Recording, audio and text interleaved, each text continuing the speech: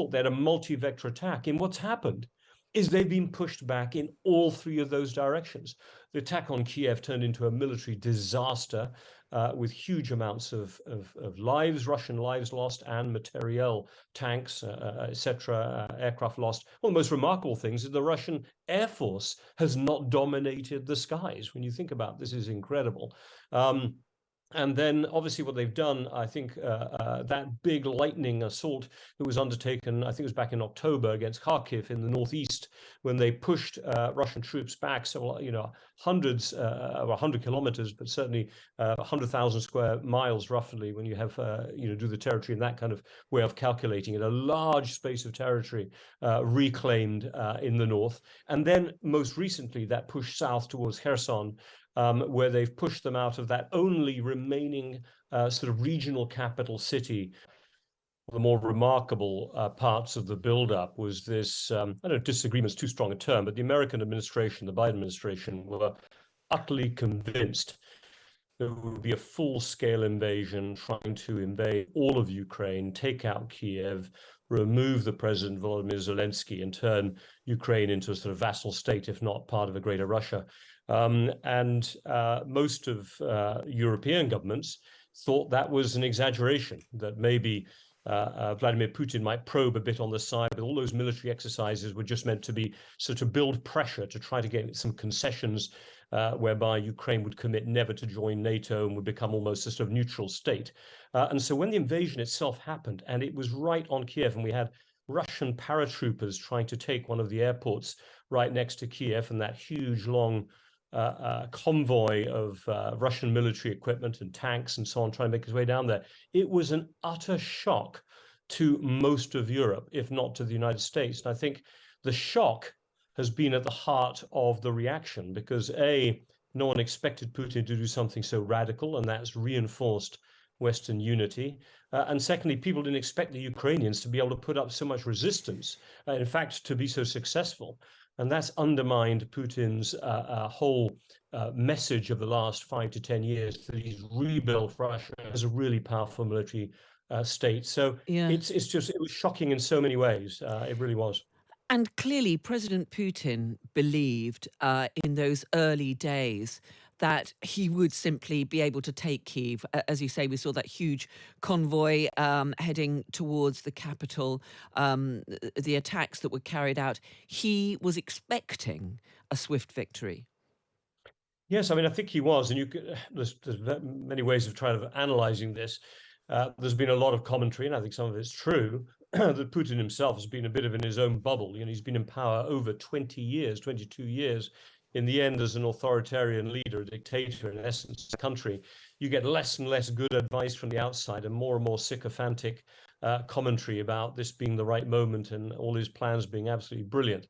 So I think there was an element here where he just believed his own narrative, that he would be the new Peter the Great, reclaiming lost Russian territories. I think the other part of it is, of course, in 2014, the Ukrainian military that they faced at that time, when they annexed Crimea and invaded, certainly intervened in eastern parts of Ukraine. That was a very weak Ukrainian military. And the narrative is that this would be 2014 again, that they'd be up against a corrupt paper tiger of a military that would collapse in minutes. And they were fooled by their own, propaganda about the strength of their military. Okay. So, I think it was as much a shock to Moscow the way this conflict has gone as it was in European capitals. What for you are the standout moments in terms of the way the conflict has gone over the past 9 months? Well, there are so many because, we got to remember, Ukraine is a massive country. In terms of land space, originally, probably not right now, 45 million people living there. This is a big European country in terms of space, in terms of people.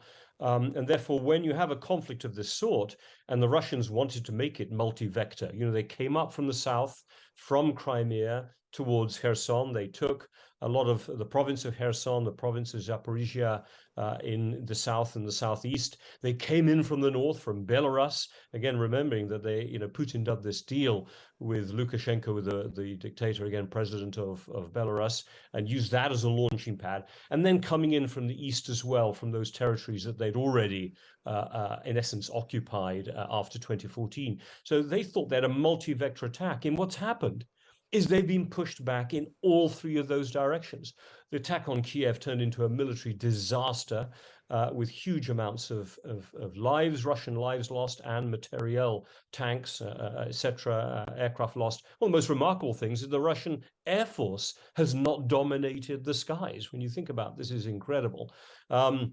And then, obviously, what they've done, I think, that big lightning assault that was undertaken, I think it was back in October, against Kharkiv in the northeast, when they pushed Russian troops back, so hundreds, 100 kilometers, but certainly 100,000 square miles, roughly, when you have do the territory in that kind of way of calculating it, a large space of territory reclaimed in the north, and then most recently that push south towards Kherson, where they've pushed them out of that only remaining sort of regional capital city that the Russians have been able to take. So when you Yeah. think about that narrative, they've really managed to push them back in all those levels, north, east, and south.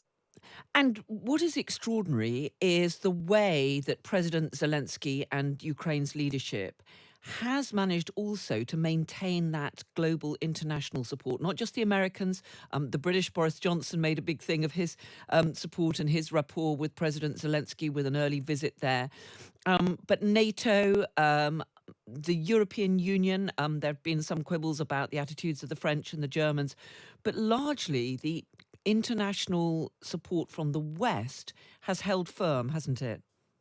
Yes, and I think this is a very important point to raise, because you wonder how would a country like Germany, which has this historical, understandable sort of guilt it's carried towards Russia for what happened in the Second World War, the millions of Russians who died brutally, and including in prison camps and so on during the Second World War. This idea that Germany had always had to be able to kind of rebuild Europe by rebuilding its relationship with Russia, not just with France. So looking east as well as looking west, and having to completely jettison what has been an anchor point of German foreign policy for over 50, 60 years, which has been trying to have a constructive relationship, as it was with the Soviet Union and then with Russia. So I think Yeah. it's been remarkable when you think they have imposed the same draconian sanctions as the US. You've got the EU, not just individual member governments, the EU providing lethal military support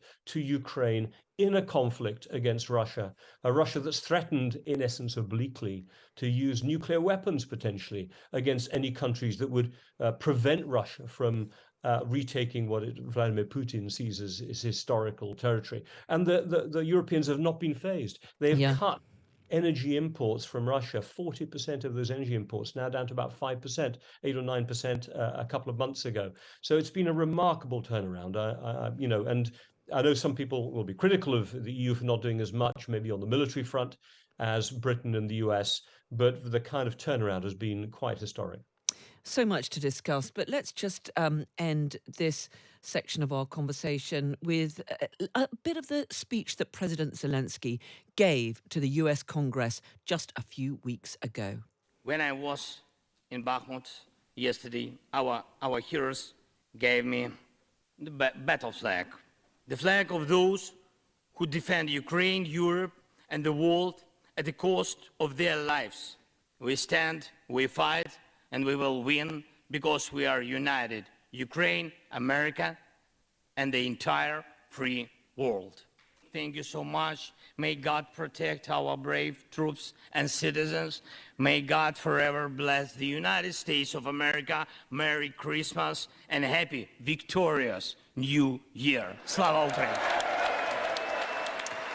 Well, I remember listening to that speech live and the huge applause that President Zelensky got from Congress as he appeared in person in Washington to speak to them.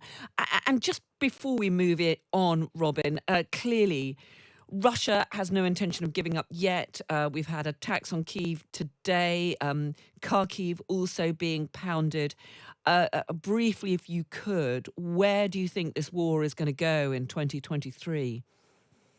I think it's sort of impossible to know for the year as a whole, but we know that both sides believe they can gain from where they are today through the spring. Vladimir Putin has another 200,000, roughly, of the 300,000 troops that have been conscripted, if you want to say, in the last few months, ready for training coming in. Then Ukrainians, though, themselves are getting more weaponry. They're also having troops being trained in the UK, in Germany, elsewhere.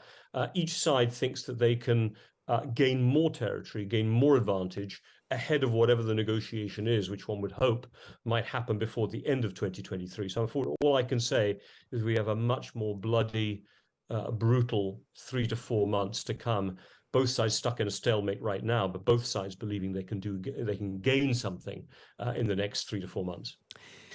And President Zelensky has become such a huge figure on the international stage. He's the former comedian. He'd starred in a TV show where his character accidentally became president. But he seemed to then step into this role of war leader with extraordinary aplomb, giving speeches to world leaders and on social media. And it was around a month into the war that President Zelensky gave this speech to the British Parliament, using words familiar to the British. I would like to remind you of the words the United Kingdom has heard before and are important again. We will not give up and we will not lose. We will fight at sea and in the air. We will continue fighting for our land, whatever the cost. And that really was just one of so many powerful speeches, nearly all of them, of course, delivered via video link, because he was clear that he was going to stay. He was going to stay in Kyiv and fight for his country. His transformation into this global war leader has really been quite extraordinary, hasn't it, Robin? Yeah, I mean, it's moments like this when you realize that one of the most important things that leaders need to be able to do, especially in moments of crisis, is rally the country, is communicate, is to be able to project that sense of joint purpose, mission, resistance, whatever it is. And I don't think it's too far to say that there's something Churchillian about Zelensky. I mean, what Winston Churchill was so brilliant about was communicating to the British people, having his own, of course, sense of mission that surrender was utterly impossible, the wrong thing to do, even against some internal opposition at the beginning of the Second World War. But his ability to communicate, and that the way he did it obviously was very much in a mid-20th century way, is now matched by this, as you said, former comedian. Remember, somebody who was trained as a lawyer at university, who ran his own production company, wrote a lot of the text. He's not just, I don't want to say just, but I have said it, just a stand-up comedian. He is somebody who is a very articulate, very bright individual, and captured the mood of the people. That famous line he gave to the Americans when they suggested they could fly him out in the week before, saying, they really will invade. And he said, I need ammo, not a ride. And that line has really resonated and stuck through. But he's done the other thing that Winston Churchill did, which was realize what was the most important strategic element for victory, which was to involve the US somehow in the war. And the parallels are remarkable. What he's been doing, and with his most recent visit to Washington, meet with President Biden to give an address to Capitol Hill, is to really say to the Americans, we are worth investing in, because he knows without American support, as well as European, the war probably would be and could be lost.